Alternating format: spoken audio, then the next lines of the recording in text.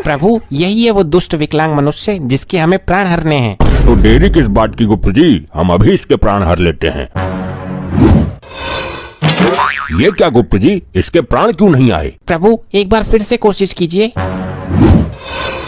गुप्त जी, हमारा यम इस बार भी खाली लौट आया।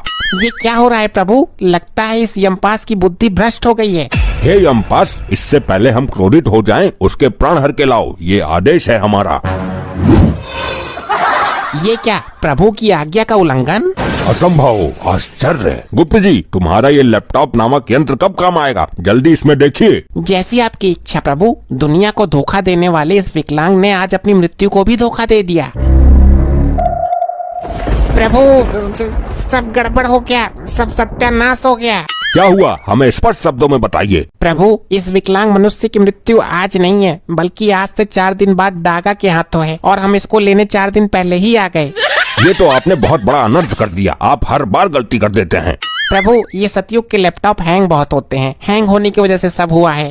चलो फिर वापस चलते हैं, 4 दिन बाद आएंगे। प्रभु आप यमलोक के नियम भूल गए हैं। अगर हम एक बार पृथ्वी पर आ जाते हैं तो बिना प्राण लिए वापस नहीं जाते। अब हमें 4 दिन तक यहीं रहना होगा।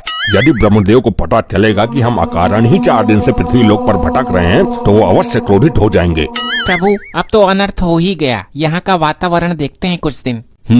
आपका विचार उचित है गुप्त जी। और प्रभु जब 4 दिन बाद डागा विकलांग को मार देगा तो हम उसके प्राण लेकर वापस चलेंगे। ये डागा इसको मारेगा क्यों गुप्त जी? प्रभु मैंने अभी लैपटॉप में चेक किया था। कुछ समय पहले जवानी को जंग लगने के डर से डागा एक छोटी सी बहू ले आया, जो इस विकलांग मनुष्य की वजह से घर छोड़कर भाग गई।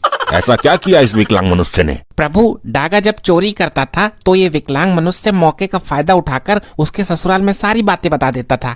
फिर तो विधाता ने इसकी मृत्यु डागा के हाथों से ही निश्चित की है। बहू भगा दी बेचारे की। गुप्त जी, बहू उसकी भागी है, आप क्यों रो रहे हो? ये दोनों वहाँ खड़े होकर इतनी देर से क्या ढेर चावल गला रहे हैं? मैं ही इनके पास जाता हूँ। प्रभु वो यहीं आ रहा है। अब आप देखना ये किस तरह मनुष्य को अपनी बातों की चक्रव्यूह में उलझाता है।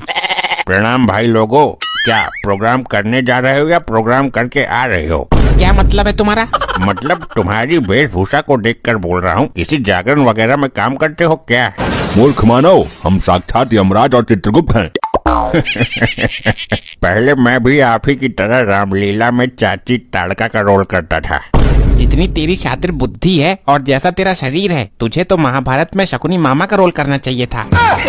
नहीं, गलत बात नहीं, गलत बात बर्दाश्त